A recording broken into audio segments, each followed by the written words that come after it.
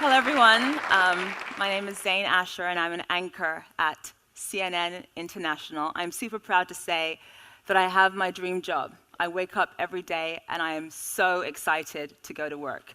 But my life wasn't always this way, and I do want to share a little bit about my background to help hopefully motivate and inspire some of you. So I'm an anchor at CNN International now, but about 4.5 years ago, I was working as a receptionist. And the reason why I share that is because I want to let you know that success is never really in a straight line. There's always going to be bumps along the way.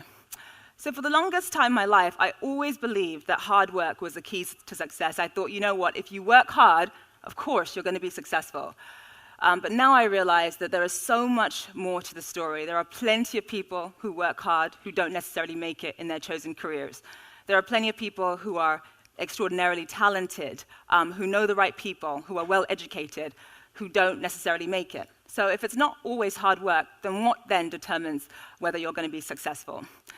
As I attempt to answer this, I want to share with you a little bit about my life and my background. I was born and raised here in London. My family and I were originally from Nigeria. The worst and probably most difficult day in my life was September 3rd, 1988. I was about 5 years old. And my mother and I were in the kitchen in our house in London. We'd just gotten back from a wedding in Nigeria. And my brother and my father were still in Nigeria a few days after the wedding for a road trip, father and son road trip. And they were supposed to come home on September 3rd, 1988. So we were supposed to pick them up from the airport. And we were waiting and waiting, and I guess we assumed that they had missed their flight. We continued to wait, and we didn't hear anything. And then later on that day, my mother got a phone call from a family friend in Nigeria. And the voice on the other end of the line just basically said, you know, your husband and your son have been involved in a car crash. One of them is dead, and we don't know which one. So the car crash happened in Nigeria, and there was about 5 people in the car. Everyone in the car died instantly, apart from one person in the back seat where my father and my brother were sitting. It turned out to be my father who died. My mother was pregnant at the time. Of course, she was devastated because my parents were really the loves of each other's lives. So I was raised in a single-parent family. For a while, my mother sent me to live in Nigeria by myself with my grandmother. And when I came back, she decided that, you know, in life, if you want to be successful, you have to be able to relate to people from all walks of life. So she deliberately sent me to various types of schools. I went to school in Nigeria. I went to a state school in a poor neighborhood in South London. I went to a private school, and then I went to a boarding school. And this was on purpose, deliberately, because my mother felt that if you want to make it in life, you need to be able to relate to everybody. So when I was 16, I have a strict Nigerian mother, but when I was 16, she decided that she wanted me to go to Oxford. And she sat down and she thought, okay, how can I guarantee that my child is going to get into Oxford? What can I do to make that happen? And she thought about it for a few days, and she came up to me with a proposal, and she said that she was going to ban me from watching any television for 18 months. So I was only allowed to watch BBC and CNN International. If I wanted to watch anything else, I had to ask special permission for that. And then no television expanded into no phones, no cable, no music. I literally had nothing else to do but study. And my mother said to me, the only way, if you're living in my house, the only way you're ever going to be able to watch television again is if you get into Oxford. So, I mean, we laugh now, and it is funny, but, you know, her plan worked. I worked very hard, I got straight A's, and then I went to Oxford. So overall, I didn't necessarily have the easiest childhood. I was raised in a single-parent family. We didn't have much money. I changed schools constantly, therefore found it difficult to make friends. So I didn't have the easiest childhood, but I loved every minute of it because it prepared me for real life. As I mentioned, especially after having gone to Oxford, and I went to grad school as well in New York, Columbia, I really believed up until that point that hard work was the key to being successful. And now I realize there's a lot more to the story. I'm going to share with you what I think is more to the story. The first thing I believe is trust your struggle. This is something I'd heard a lot. Trust your struggle. And that means no matter what the hardships are you're going through in life, have faith that it will all end up being for the greater good. So I mentioned that 4.5 years ago, I was working as a receptionist, and I was in a production company in California. And I was a receptionist, so I really wanted to sort of move up within the company. And no matter how hard I worked, I couldn't get promoted. no matter how many times I stayed late or came in on the weekends, hoping that my boss would notice me and promote me, it never happened. And in fact, for the position I wanted, they began looking for external candidates. I'm sure anyone who's been through that knows how that can be. And because I was the receptionist, it was my job to serve water to the people who were coming in to interview for the job that I wanted. I know, it wasn't easy.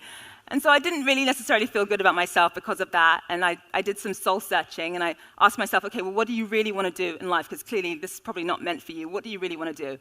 And I'd always been passionate about broadcast journalism. So I called a television station in New York, a local news station, and I asked them, what do I need to do to get a job with you guys? So unfortunately, I didn't have any experience. They needed about 2 or 3 years previous experience as a reporter, and the only experience I really had was answering phones and sending faxes. That's all I really knew how to do. And so they said no repeatedly to me, and on top of that, I had a British accent. And in America, if you want to get into the local news business, it's very difficult if you have a foreign accent. It's a lot easier in national news, but certainly in local news, it's a lot harder. So they said no, and I decided I wasn't going to take no for an answer, so I basically called in sick to work, and I paid my roommate, my housemate, a few $100s or whatever, and they helped me.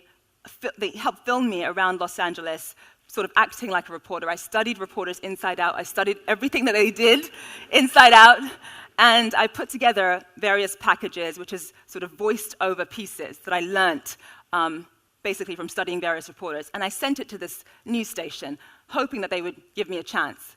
Unfortunately, a lot of these news stations received thousands of applications, thousands of tapes, so it took them several months to get back to me. And during that time, the recession kicked in, and I lost my job. So there I was, no money, no job.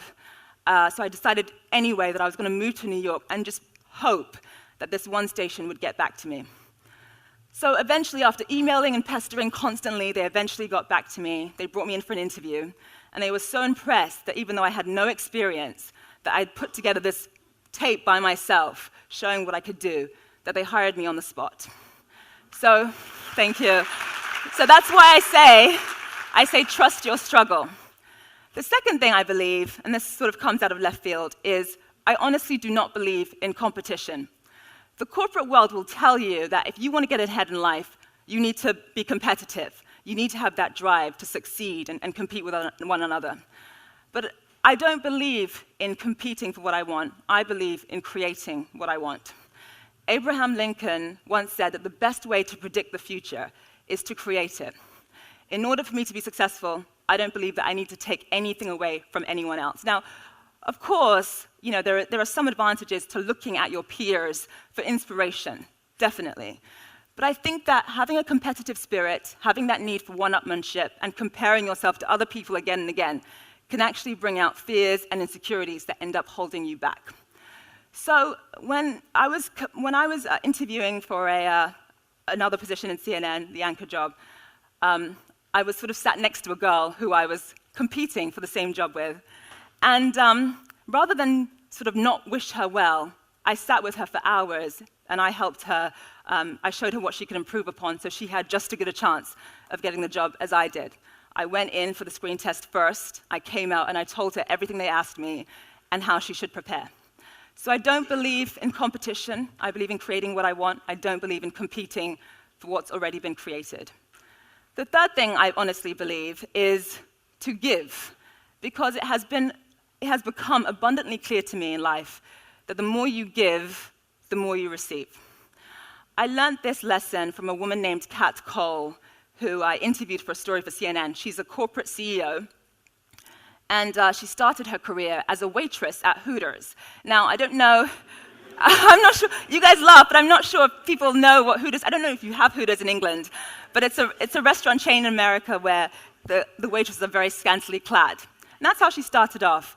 And I was curious about the transition from going from that kind of environment, especially because she grew up poor and her mother saved $10 a week for food, to now being a CEO. And especially financially, I wanted to know what that was like for her. So she said she didn't really know what it felt like to have money, even though she was being well paid, because she still gives most of her money away to this day, because it was clear to her that the more you give in life, the more you receive.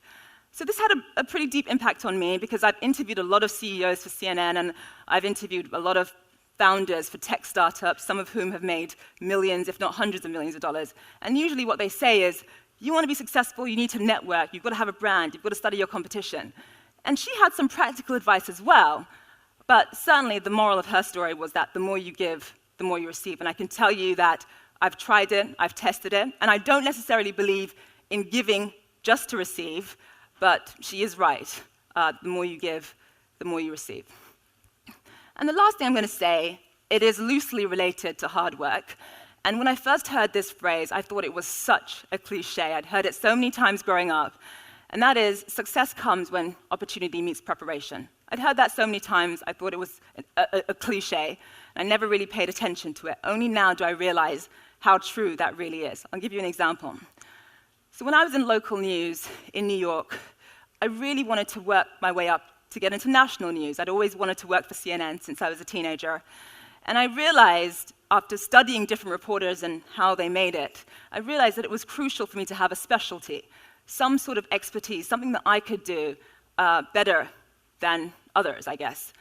And so that could be anything from being a sports reporter to being a political reporter or a business reporter. And I was very passionate about business news. So while I was working in local news, I decided to study and teach myself business news, not necessarily because there was an opportunity coming my way or there was an interview that I was preparing for, but because I trusted that one day an opportunity would come and I needed to be ready. So every weekend, I went to the library. One weekend, I'd study stocks. The next weekend, I'd study bonds. The next weekend, derivatives. The next weekend, mergers and acquisitions, teaching myself. And in fact, the librarians on 33rd and Madison in New York got to know me very well, because oftentimes I'd be the last person to leave. So after doing that for a few years, eventually, by pure chance, I happened to meet an executive at CNN. And I asked him which department he worked in. He said he ran the business news unit, and he was looking for a reporter. So when I met him, he gave me about 2 weeks to come in for a screen test and also for a financial news test as well. So in his mind, he felt guilty because he only had given me 2 weeks to prepare. But in my mind, I knew in my heart that I had been preparing for years. So this is a lesson as well that I'd learnt from my older brother. Some of you have already approached me about him, but my older brother is an actor, and he starred in a movie that came out this time last year called 12 Years a Slave.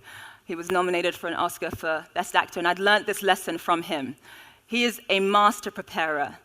When he was 13 years old, he would lock himself in his room and write Shakespeare on the walls, and he would study and memorize various plays from Measure for Measure, Twelfth Night, Richard III, not because he had an audition coming up, but just in case, in a few years, an audition came his way, he wanted to be ready.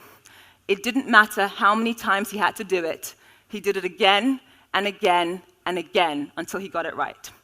Most people wait until they get the call for a job interview before they begin to prepare, or they wait until they get the call for an audition before they begin to rehearse. But my brother taught me to prepare well before you get that call. So to sum up, I truly believe in trusting your struggle, knowing that the hardships you go through will somehow end up being for your own benefit. I also believe in turning a blind eye to competition. I believe in giving, and I believe in trusting and knowing that your opportunity will one day come. You just have to be ready. Thank you.